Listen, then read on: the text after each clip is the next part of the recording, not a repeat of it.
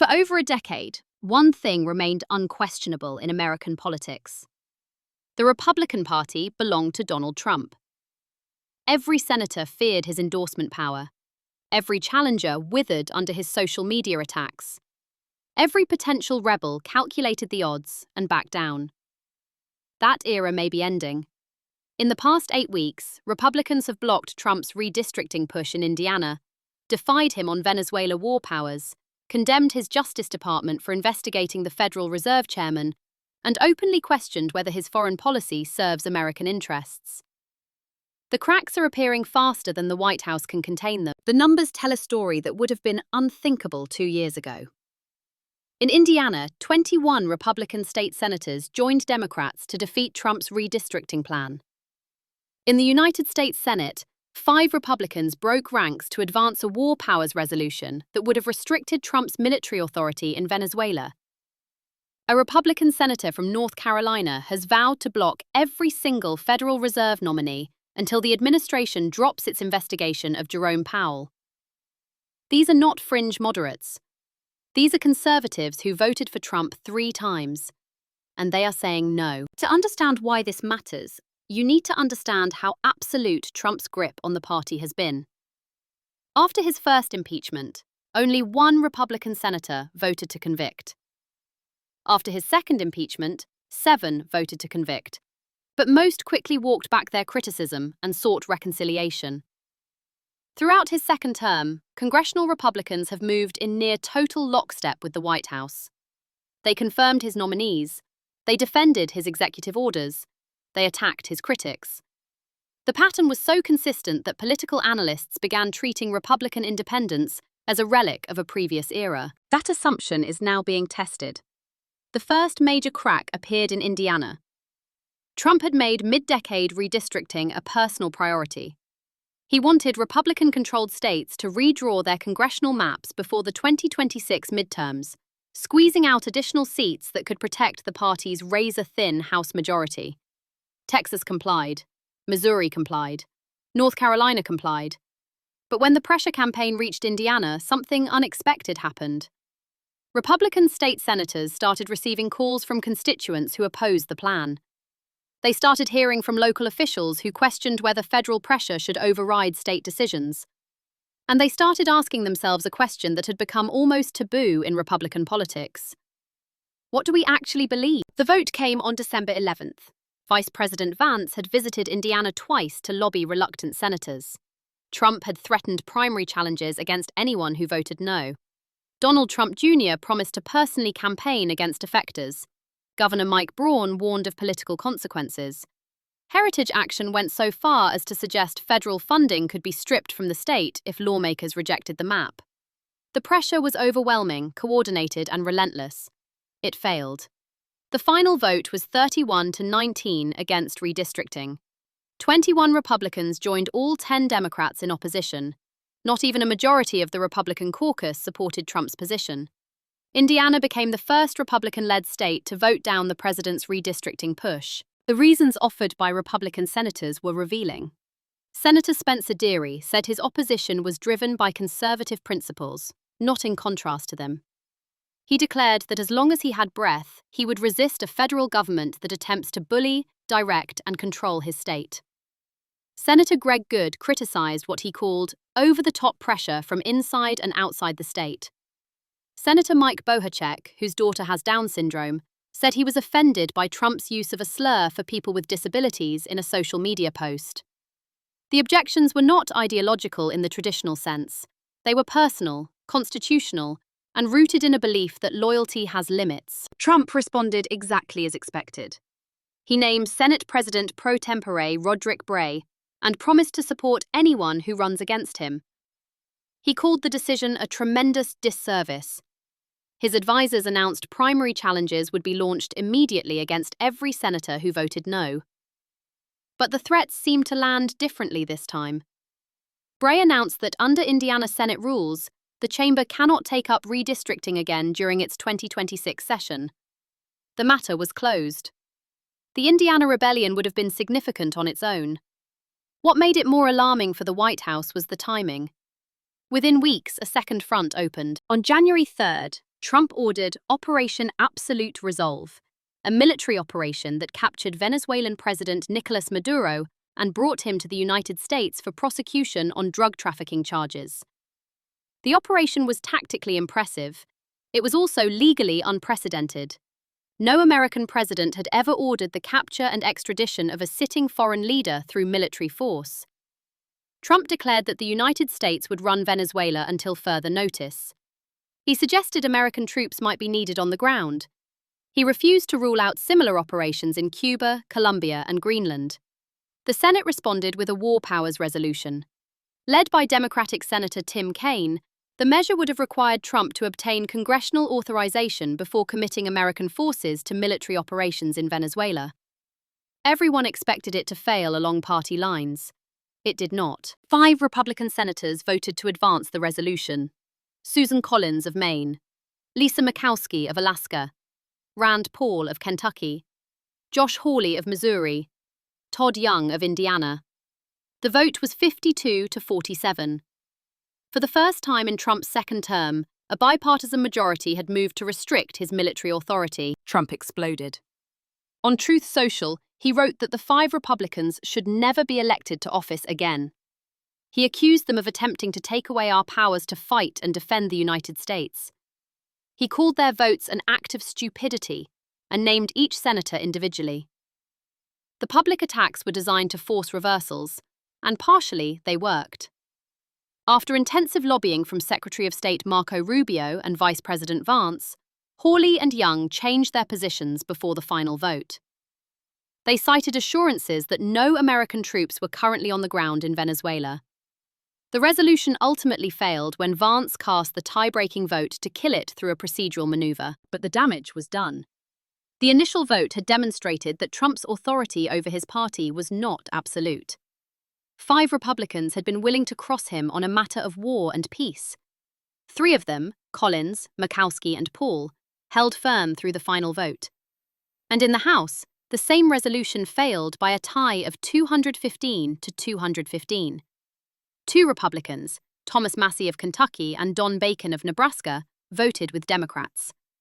1 more Republican defection would have passed it. The war powers debate exposed something the White House had tried to keep hidden. Many Republicans were uncomfortable with Trump's foreign policy direction. They had expressed concerns privately for months. They questioned the wisdom of threatening Greenland. They worried about alienating NATO allies. They doubted whether capturing Maduro would stabilize Venezuela or simply create another open-ended commitment. The briefings provided by the administration left them with more questions than answers. When given an opportunity to register their concerns through a vote, enough of them took it to create a genuine crisis of party discipline. Then came the Federal Reserve. The relationship between Trump and Federal Reserve Chairman Jerome Powell had been contentious for years. Trump blamed Powell for keeping interest rates too high. He accused the Fed of sabotaging his economic agenda. He publicly called Powell incompetent and suggested he might try to fire him, a move most legal experts considered unconstitutional. But Trump had never gone as far as he did on January 11th. That day, news broke that the Justice Department had opened a criminal investigation into Powell. The stated reason was testimony Powell had given to Congress about cost overruns in a renovation project at the Federal Reserve's headquarters building. The real reason, according to Powell himself, was something entirely different. In an extraordinary video statement, Powell accused the administration of using federal prosecutors to interfere with the Fed's decision-making on interest rates.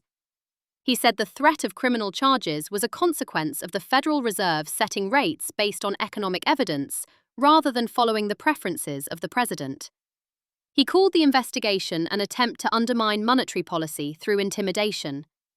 He declared that public service sometimes requires standing firm in the face of threats, and that he would continue doing the job he was confirmed to do. The reaction from Republican senators was swift and pointed. Tom Tillis of North Carolina announced he would oppose the confirmation of any nominee for the Fed, including the upcoming chair vacancy, until the investigation was resolved. Lisa Murkowski said Tillis was right. After speaking with Powell, she concluded the investigation was nothing more than an attempt at coercion. Kevin Kramer of North Dakota, a reliable conservative, said he did not believe Powell was a criminal. French Hill, chairman of the House Financial Services Committee, called the investigation an unnecessary distraction. John Kennedy of Louisiana warned that having the Federal Reserve and the executive branch get in a pissing contest was the best way to guarantee higher interest rates. The criticism extended beyond the usual moderates. Even Treasury Secretary Scott Bessent reportedly told Trump that the Powell investigation was creating a mess that could complicate the nomination of his successor. Former Fed chairs Janet Yellen, Ben Bernanke, and Alan Greenspan issued a joint statement calling the probe an unprecedented attack on central bank independence. They compared it to how monetary policy is made in emerging markets with weak institutions. Trump's response was characteristically defiant. He called Powell either incompetent or crooked. He said that jerk will be gone soon. He insisted he had every right to criticize the Fed chair. But his usual tactics seemed less effective than they had been. Tillis did not back down. Murkowski did not soften her position. The investigation had united unlikely allies in defense of institutional independence, and the White House found itself isolated on an issue that mattered enormously to financial markets. These three episodes, Indiana, Venezuela, and the Federal Reserve, share a common thread. In each case, Republicans concluded that supporting Trump would require them to abandon something they valued more than his approval. For Indiana senators, it was state sovereignty and the principle that federal threats should not dictate local decisions. For war powers dissenters, it was constitutional authority and the belief that Congress should have a voice in matters of military force. For defenders of the Federal Reserve, it was economic stability and the independence of institutions designed to operate above partisan pressure. The question is whether these episodes represent isolated incidents or the beginning of something larger. The political environment heading into 2026 is unquestionably difficult for Republicans. Trump's approval ratings have declined significantly over the past year. The economy remains a source of public frustration, with 75% of Americans believing that tariffs have raised prices. Democrats lead Republicans in generic ballot polling for the House. Betting markets give Democrats a 70% chance of retaking the chamber. The bellwether gubernatorial races in Virginia and New Jersey point towards substantial Democratic advantages. Vulnerable Republicans are calculating their odds. Tom Tillis is running for re-election in North Carolina, a state that Biden nearly won in 2020. Susan Collins represents Maine, which twice voted against Trump. Lisa Murkowski has already survived one Trump-backed primary challenge in Alaska. These senators have every incentive to demonstrate independence from an unpopular president. Their survival may depend on it. But the dissent is not limited to blue state moderates protecting their flanks. Rand Paul has been a consistent critic of Trump's foreign policy interventions, opposing military action on constitutional grounds. Josh Hawley, who helped lead the challenge to Biden's 2020 certification, has shown willingness to break with Trump when he believes the administration is overreaching. Roger Wicker and Mike Rogers, the chairs of the Senate and House Armed Services Committees, have repeatedly pushed back against Trump's proposals to reduce American military presence in Europe. Thomas Massie has defied the president on issue after issue, brushing off threats and taunts with apparent indifference. The common factor among these dissenters is not ideology. It is institutional commitment. They believe Congress should exercise its constitutional powers. They believe the Federal Reserve should operate without political interference. They believe state legislatures should not be bullied by federal officials. They believe America should maintain its alliances and honor its security commitments. These are not radical positions. They are foundational principles that Republicans have historically championed. Trump's response to dissent has followed a predictable pattern. He names individual critics publicly. He threatens primary challenges. He mobilizes social media supporters against them. He suggests that disloyalty should be punished with political extinction. This strategy has worked spectacularly well for nearly a decade. It forced conformity through fear. It made examples of anyone who stepped out of line. It convinced Republican office holders that the cost of independence far exceeded any benefit. The strategy may be reaching its limits. Trump can threaten primary challenges against Indiana state senators, but he cannot actually deliver them if voters are not interested in punishing their representatives for opposing redistricting. He can attack Collins and Murkowski and Paul, but all three have demonstrated they can survive his opposition. He can call Powell a jerk, but doing so while his Justice Department investigates the man looks like intimidation rather than legitimate criticism. More importantly, Trump's leverage depends on the assumption that he remains popular enough to decide Republican primaries. That assumption is being tested. His approval ratings are underwater nationally. His economic policies have generated significant public backlash. His foreign policy moves have unsettled even some of his supporters. If Republicans begin to calculate that association with Trump is more liability than asset, the dynamic changes fundamentally. The historical pattern for second-term presidents is instructive.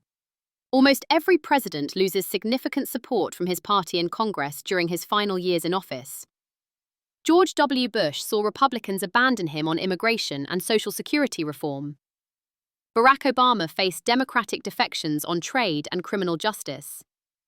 The combination of lame duck status, declining poll numbers, and upcoming elections naturally loosens party discipline. Members start thinking about their own futures rather than the president's agenda. Trump has defied political gravity before. He survived 2 impeachments. He recovered from January 6th. He won a second term after losing the first popular vote and barely winning the second. Counting him out has been a consistent mistake for political observers, but the defections of the past 2 months suggest something may be different this time. Republicans are not just disagreeing with Trump privately while voting with him publicly. They are disagreeing with him publicly while voting against him openly. That is a significant shift. The test will come in the months ahead. Trump will nominate a new Federal Reserve chair. Will Republicans confirm someone seen as a political loyalist rather than a credible economist? Trump will continue threatening military action around the world. Will Republicans continue demanding a role in those decisions? Trump will attempt to consolidate power over executive branch institutions. Will Republicans resist or acquiesce? The answers are not predetermined. Party loyalty remains powerful. Trump's base remains intensely devoted. The threat of primary challenges remains real. Most Republicans will probably continue supporting most of Trump's agenda most of the time. But the unanimity of the past is cracking. The fear that kept dissent silent is diminishing. The assumption that defiance means destruction is being challenged by senators and representatives who are discovering they can survive presidential wrath. What happens next depends partly on circumstances. A major policy success could restore Trump's standing and silence critics. A major failure could accelerate the fracturing. Economic conditions, international crises, and the unpredictable rhythm of news cycles will all play roles. But the structural forces pushing toward Republican independence are strong and unlikely to reverse. Democrats will certainly try to exploit these divisions. They will force votes designed to separate Trump from his party. They will highlight every defection as evidence of dysfunction. They will argue that even Republicans recognize the danger of unchecked presidential power. Whether these tactics succeed electorally remains to be seen. The more interesting question is whether Republican dissent reflects genuine conviction or merely political calculation. The senators who voted against Trump on Venezuela cited constitutional principle. The Indiana lawmakers who rejected redistricting cited conservative values. The critics of the Powell investigation cited institutional integrity. If these explanations are sincere, they suggest something more fundamental than temporary opportunism. They suggest a faction of the Republican Party is rediscovering commitments that Trump's dominance had suppressed but not eliminated. That discovery, if it proves durable, would reshape American politics more profoundly than any single election. The Trump era has been defined by the near total subordination of Republican identity to presidential loyalty. If that subordination is weakening, the implications extend far beyond 2026. They extend to questions about how parties function, how institutions maintain independence, and how democratic accountability operates when one party has effectively merged with its leader. The cracks are visible now. Whether they widen into fractures or close back together is the central political question of the coming year. For Republicans who have bet their careers on Trump's continued dominance, the stakes could not be higher. For Republicans who have begun to push back, the risks are substantial, but so are the potential rewards. And for observers trying to understand where American politics is heading, The answer may lie in watching what happens the next time Donald Trump demands loyalty and discovers he cannot command it.